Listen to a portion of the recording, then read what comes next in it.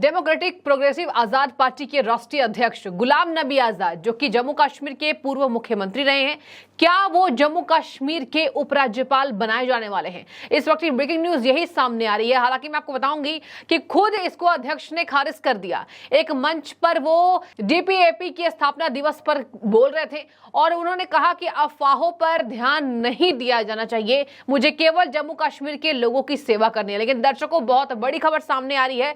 अखबारों की सुर्खियां में यही छाई हुई है कि जम्मू कश्मीर के अगले उपराज्यपाल यहां पर गुलाम नबी आजाद जी को बनाया जा सकता है। अब उन्होंने बीजेपी के लिए भी कुछ बात कही, उन्होंने अलग से विरोधियों के लिए भी कुछ बात इस बीच कह दी है। उन्होंने कहा कि कुछ लोग ये दिखाना चाह रहे हैं कि मुझे सत्ता चाहिए, चाहे मैं रोजगार के मौके की तलाश में जम्मू कश्मीर वापस आया हूं, ऐसा कुछ भी नहीं है। मैंने पहले ही सरकार के 2 मुख्य विभाग, पर्यटन विभाग को छोड़ दिया और संसदीय कार्य को छोड़ दिया था, केवल जम्मू कश्मीर के लोगों की सेवा करने के मद्देनजर। तो क्या मुझे इसका लालच होगा?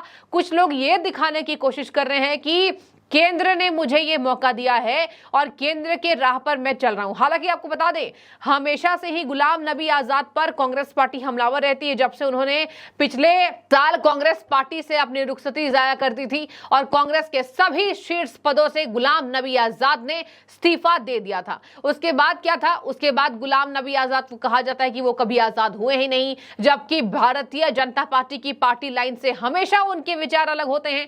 लेकिन अगर उन्होंने प्रधानमंत्री की तारीफ कर दी किसी योजनाओं को लेकर, तो इसके साथ ही यहां पर उन पर निशाना बनाती ये पूरी विरोधी पार्टी नजर आती है। आपको मैं एक एक करके ये किस्सा बताती हूं कि आखिर गुलाम नबी आजाद पर इस पर किस तरीके से अपनी चुप्पी तोड़ी। उन्होंने कहा, जम्मू कश्मीर पीछे चला जा रहा है, रोजगार नहीं है, विकास के अवसर नहीं है, मुझे वहां पर्यटन की दृष्टि को बढ़ावा देना है ताकि राज्य में रोजगार के अवसर प्राप्त हो सके। मुझे केवल जम्मू कश्मीर के लोगों की मदद करनी है, इसके अलावा मेरे पास कोई भी प्रलोभन कोई दे, मुझे वो स्वीकार नहीं है। इसके साथ मैं आपको बता दूं, एलजी बनाने को लेकर उन्होंने कह दिया कि मुझे इस पद के लिए मैं इच्छुक हूं ही नहीं। हालांकि देखिए, अभी वो खारिज कर रहे हैं, लेकिन अगर अटकलें तेज है तो हो सकता है कि कुछ दिनों में ये खबर पक्की हो जाए कि अगले उपराज्यपाल जम्मू कश्मीर के गुलाम नबी आजाद बनने वाले हैं और उनके नाम पर मुहर लगता दिखाई देगा। उन्होंने कह दिया कि पर्यटन के बढ़ावे पर मुझे अपनी राय लोगों तक पहुंचानी है। जम्मू कश्मीर में रोजगार नहीं है, इसके साथ उन्होंने कहा कि उन्हें किसी रोजगार की तलाश नहीं है, जम्मू कश्मीर की सेवा करनी है। राज्य में ऐसी अफवाह फैलाने के लिए उन्होंने कहा विरोधियों को नहीं करनी चाहिए ऐसी बात। और अपनी पार्टी के कार्यकर्ता यानी डीपीएपी, जो उनकी पार्टी है, डेमोक्रेटिक प्रोग्रेसिव आजाद पार्टी, उनके भी उन्होंने नेताओं से अपील की कि विरोधियों की बातों पर, अफवाहों पर ध्यान ना दिया जाए। इसके साथ मैं आपको बता दूं, उन्होंने ये भी कहा कि मैं यहां पर किसी भी तरीके से रोजगार के मुद्दे को बढ़ावा दूंगा। और देखिए, उन पर बीजेपी के पथ चिन्ह पर चलने का आरोप लगता है, लेकिन उन्होंने धारा 370 और 35A को जो निरस्त किया गया उसकी आलोचना की। उन्होंने कहा कि इसके चलते और राज्य पीछे ढकेला जा रहा है, रोजगार नहीं है, इसके साथ वहां पर जम्मू कश्मीर के लोग अभी दर दर भटक रहे हैं, गरीबी बढ़ती जा रही है। हालांकि उन्होंने ये भी माना कि महंगाई जो पूरे प्रदेश में बढ़ी है, चाहे पूरे देश में अभी जो महंगाई का माहौल देखा जा रहा है उसको सरकार नियंत्रित करने की हालांकि कोशिश कर रही है, उस पर जम्मू कश्मीर के नेता ने कहा कि ऐसी कोई बात नहीं है कि केवल महंगाई भारत में है, पूरे यूरोपीय देशों में अभी महंगाई की मार देखी जा रही है। और इन्हीं सब बातों के मद्देनजर यहां पर उन्होंने कह दिया कि यहां जम्मू कश्मीर के लोगों को मैं उनकी हक की लड़ाई जीतने दूंगा। और उन्होंने ये भी कहा कि जब मैं 2005 में मुख्यमंत्री के रूप में यहां आया था तो मैंने लोगों की सेवा करने के लिए 2 महत्वपूर्ण मंत्रालय, आवास और शहरी विकास और संसदीय मामले छोड़ दिए थे। ऐसा नहीं है कि मेरे पास काम नहीं है, यह अफवाह फैलाई जा रही है कि मैं बीजेपी के रास्ते पर चल रहा हूं। उन्होंने यह भी कहा, बेरोजगारी और महंगाई जम्मू कश्मीर की मुख्य समस्याएं हैं, जिनका समाधान मतलब सोल्यूशन केवल क्षेत्र की पर्यटन क्षमता को बढ़ाने के मद्देनजर ही किया जा सकता है। उन्होंने ये भी कहा, इनके पास निपटने के अन्य साधन भी है, जबकि एक गरीब राज्य जम्मू कश्मीर बनता जा रहा है। मुख्यमंत्री के रूप में मेरी योजना थी कि जम्मू कश्मीर के प्रत्येक जिले में 10 से 12 पर्यटन स्थल विकसित किए जाएं, पर्यटन में समाज के सभी वर्गों को रोजगार प्रदान करने की क्षमता है।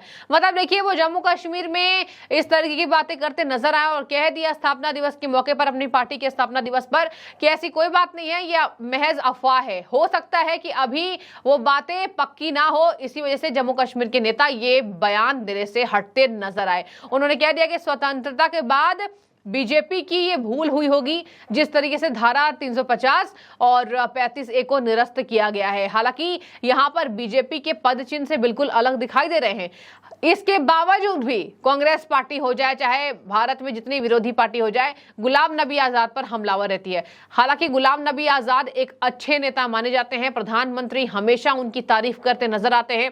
बीजेपी के अच्छे कामों की सराहना भी गुलाम नबी आजाद करते हैं। और जब संसद से उनकी विदाई हो रही थी तो यहां पर प्रधानमंत्री भी भावुक नजर आए थे और गुलाम नबी आजाद को रोते हुए देखा गया था। उसके बाद से ही कांग्रेस पार्टी को इतनी दिक्कत हो गई कि गुलाम नबी आजाद ऐसा लग रहा है कि प्रधानमंत्री के विरुद्ध हो चुके हैं, जबकि प्रधानमंत्री के सभी सफल योजनाओं पर गुलाम नबी आजाद अपनी अच्छी प्रतिक्रिया देते नजर आते रहते हैं। और देखिए, जम्मू कश्मीर के लिए उन्होंने कह दिया कि 370 हटाना और 35A को निरस्त करना, ये कहीं ना कहीं रोजगार के मौके पर जम्मू कश्मीर के लोगों को अधिकार दिलाने में विफल साबित हुआ है। अब मैं आपको बता दूं, POK यानी कि पाक अधिकृत कश्मीर, इस पे जो बहस छिड़ी है, इसको लेकर आज राजधानी दिल्ली में, राष्ट्रीय राजधानी दिल्ली में एक तिरंगा यात्रा निकाली गई। और ये आपको बता दें, लाल किले के रामलीला मैदान से होकर मंदिर मस्जिद से गुजरकर वापस लाल किला को लौटी। यहाँ पर मुस्लिम आबादी ने, इसके साथ साथ हिंदू आबादी ने एक साथ मंच पर जिस तरीके से नारे लगाए कि POK हमारा होगा,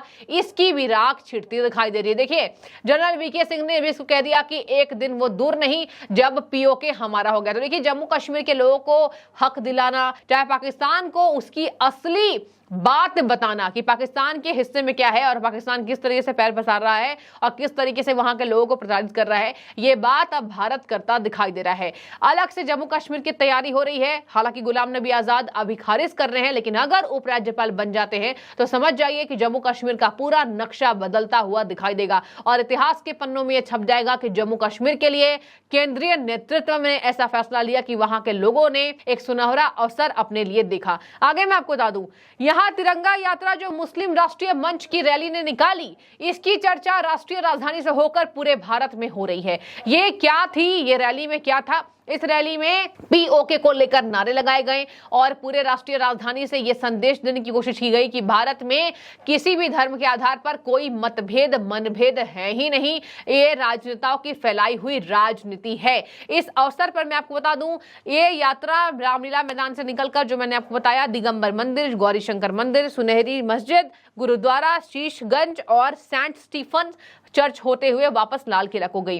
रास्ते में ये नारे लगे, POK हमारा है, POK पर तिरंगा फहराना है, भारत माता की जय। ये मुस्लिम राष्ट्रीय मंचों से यहाँ पर मुस्लिम आबादी ने भी भारत माता की जय के नारे लगाए हैं और इसी बात से ये चर्चा का विषय बना हुआ है कि जम्मू कश्मीर के नक्शे को बदलने के लिए प्रधानमंत्री नरेंद्र मोदी अब जल्द ही ब्रह्मास्त्र छोड़ते हुए दिखाई देंगे। इसके साथ मैं आपको बता दूं, इन राष्ट्रीय मंचों को देखते हुए कहीं ना कहीं महबूबा मुफ्ती जैसे लोगों को और फारूक अब्दुल्ला जैसे लोगों को, जो जम्मू कश्मीर में बैठकर राजनीति करते हैं, धारा 370 की आलोचना करते हैं, इनको जरूर कहीं ना कहीं इनसे हलचल पैदा हुई होगी कि आखिर ये क्या हो रहा है, POK को लेकर ऐसे क्या नारे लगाए जा रहे हैं। आपको मैं ये भी बता दूं कि हमेशा से ही ये राजनेता इसके विरोध में नजर आते रहे हैं और जिस तरीके से ये सार्वजनिक रैली निकाली गई है, इससे भी विरोधियों में एक हड़कंप मचा हुआ है कि आखिर कैसे राष्ट्रीय मुस्लिम मंच के नेताओं ने ये बातें कही है और POK हमारा है, POK पर झंडा फहराना है,